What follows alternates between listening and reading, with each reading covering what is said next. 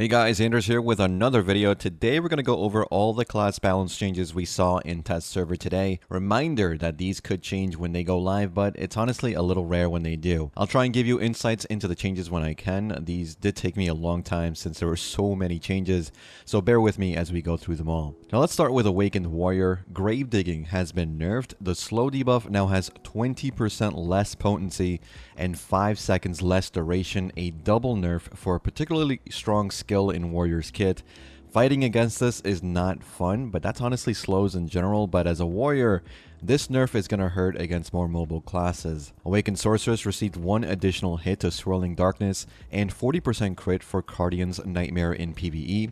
Succession Musa has been fairly popular as of late, maybe thanks to some clips that have made the runs around Discord and the forums. As such, Cyclone Slash has reduced PvE damage by 28.6% when used on cooldown, and Gale has reduced PvE damage by 36.2% when used on cooldown, and Blooming has reduced PvE damage by 15.8% when used on cooldown. The main way you were grinding so fast with Succession Musa was by being able to utilize the relatively decent damage of these skills while they were on cooldown. This effectively cuts down your potency by 25% or so, which kind of sucks if you're a Succession Musa. Now moving on to Succession Tamer, now has the ability to use Roaring, the key input, without skill links.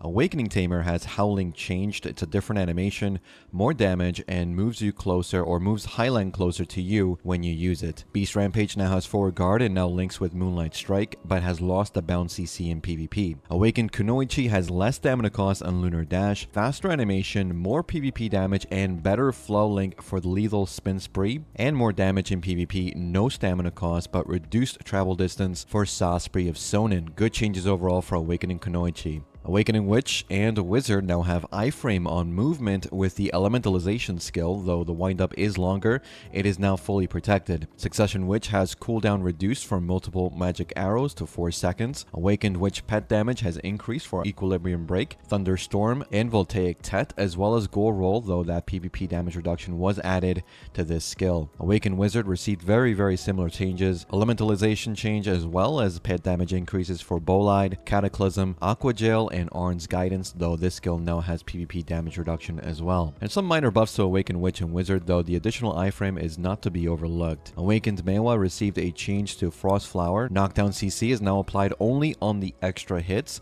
and Down Smash is now only applied on the first hit. Succession Dark Knight got some pretty significant buffs. Lunacy of Vidir now has bounce CC in PvE only. Airstrike is now super armor on attack, and stamina consumption has been added. Unveiled Dagger now consumes mana instead of stamina. Camisole Slash no longer has reduced hits in PvP, and now links with Twilight Dash with RMB. Twilight Dash also has reduced stamina consumption. Ravage Rake now has Forward Guard added, and Obsidian Ashes no longer has that bounce CC, and instead has super armor while using this skill. Overall, some pretty strong changes to Succession Dark Knight. Lahn is another class that receives some pretty significant buffs as well. Dismemberment now costs less stamina. Eye of the Phoenix now has a lower cooldown, recovers HP, and no longer consumes stamina. Succession Lahn now recovers stamina through the entire duration of Cymbidium, which is really good. Awakening Lahn now has a faster link if you use Bloody Stride into Nimbus Stride. Taunting Death now recovers stamina while in use. Blood Moon Twist has a faster animation when linked with Bloody Stride or Vice beforehand. Earthly Pain now links from the second hit if you use Deadly Dance beforehand. The DP debuff has also been increased to -20 for 10 seconds. Soul Raid, the range grab for Lahn, has a 2 seconds reduced cooldown. Tailspin now has an evasion debuff of 6% for 10 seconds as well. So very strong changes, especially for Awakening Lahn. Archer received some very minor changes. PvE damage increase of 8% for full bloom. Hashashin as well, just a way to cancel All's Breath with Holiday Throw, so the Sand Twister animation ends early. Now Shai receives some PvE damage nerfs and party support buffs. So 123 now deals 7% less damage in PvE. Try This now deals 12% less in PvE. Hop 3 now deals 10% less in PvE. Now Cheer Up, that now heals 300 HP instead of 200 HP every 5 seconds. And her buff skills now have buff durations for allies and yourself for 60 seconds. Awakened Guardian Grab now has a lunge animation to help you kind of close that gap. God Incinerator in Awakening now has 25% more damage in PvE. Cleansing Flame now has that crit rate effect also apply in PvP. Searing Fang now deals 25% more damage in PvE as well. For Succession Guardian, with similar changes, Mountain Slam now deals 25% more damage in PvE. Avalanche Strike now deals 25% more damage in PvE. And Mutilation now deals 30% more damage in PvE. Succession Nova pawns have all received more damage in PvE as well. Fianchetto now deals 2 more hits and has a 25% crit rate effect for PvE. Frozen Darkness now has 2 more hits on the skill, and Icy Fog, your dash, no longer breaks your guard stance or prevents pawns from attacking after certain skills, which is a bug fix, so a very good change. They also mentioned that Succession Nova was actually one of the worst grinders in the game, so we'll see if these changes actually help her. Awaken Nova, on the other hand, had a lot of help for PvP, so PvP damage has been increased by 13 to 17%, depending on if the notes are correct or the tooltip in test server is correct for the skill Brutal Ring. It now also recovers Star's Breath on hits.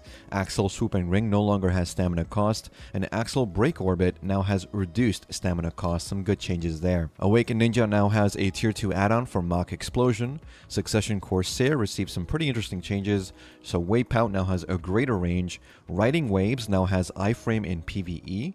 Captain Orders now links with After the Storm by holding WLMB. Wave Lash now has a faster animation with Storm Gale. And we now have add-ons for Tide's Kiss and Squall, though I couldn't really activate the add-on for Squall, it wasn't showing up. Hopefully it shows up on live servers, assuming it's going to be a tier 2 add-on as well. Awaken Corsair has some Otter crew tweaks, so when using Pirate's Life for me, your crew will switch targets. Light 'em Up will now teleport your crew near you and continue the attack, so they're not just simply attacking nothing if your opponent moves. Captain's Orders Open Fire now has 11% more damage in PvE, and Ceasefire now has 11% more damage in PvE. I hope for more changes for Corsair Awakening. These are good, but I'll try them out and see how they feel on live servers. Now, Succession Sage, another class I enjoyed a lot at release. They got a lot of PvE buffs, so Ator's Fist now has 50% crit in PvE and 25% in PvP. Spearbolt no longer has that shock effect, but has magic AP plus 16 buff for 10 seconds. Rift Storm no longer has that shock effect, but now has 20% more damage in PvE. Spatial Fissure now has forward guard added to the skill. Illusion Expansion now has 11% more damage in PvE. Spatial Collapse now has 30% more damage in PvE. Realm of Anguish now has a 5-second cooldown reduction. Gravity Rift now has 20% more damage in PvE. And the Energized Thorn Rabam now has forward guard added to the skill.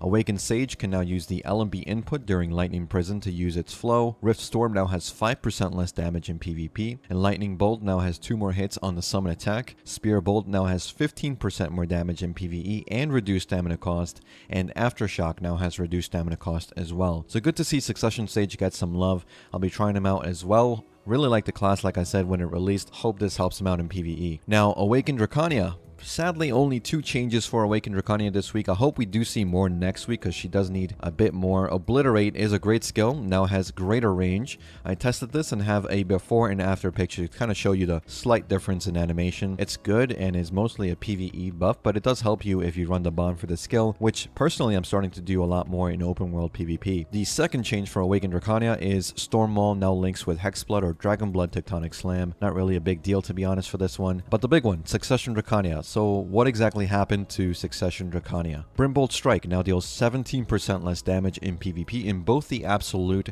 and the Prime versions, as well as dealing 1 less hit in the Prime Ion version. Blazing Strike now deals 22% less damage in PvP. Sundering Claw now deals 23% less damage in PvP. Marktanen's Flourish no longer has down attack in the Absolute and Prime versions of the skill, meaning less damage on that second hit if you were using it on downed enemies. Succession E-Buff no longer generates any ions and no longer prevents ion consumption. Now this means if you use it for the buff, you're going to need to generate ions other ways. Marktanen's Scale no longer generates ions on use either. And finally, Refraction no longer has iframe linger, which is also a nerf for the Awakened Drakania. So the devs went after the damage and more importantly the ions. So without the ions, these skills don't really do a lot of damage. With the ease of generating ions through your E-buff every 3 minutes or your PA skill every 40 seconds, plus you have Brimbolt Raise, you could start most fights with max ions and basically unleash some damage early on. But after this change, The only way to prep Ions in pre-engages is through Brimbolt Rays unless you do some weird stuff, and that's not as convenient as it was before. This also means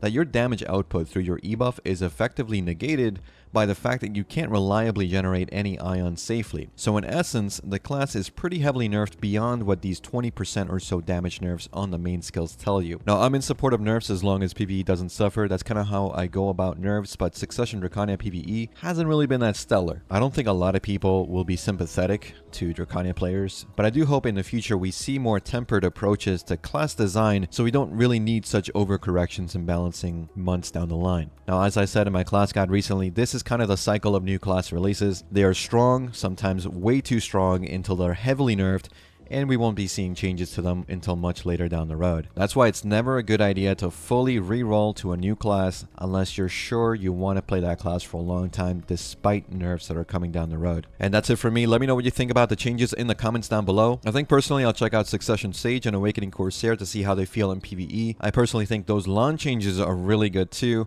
and I hope we see more Awakened Drakania PvE buffs next week as well. In the notes they also mentioned that Succession Striker should get some changes next week. We don't know what those will be, but we can assume they're probably going to be nerfs in PvE. And as always, thanks again for watching. Thanks for listening. I'll see you all in the next one. Take care.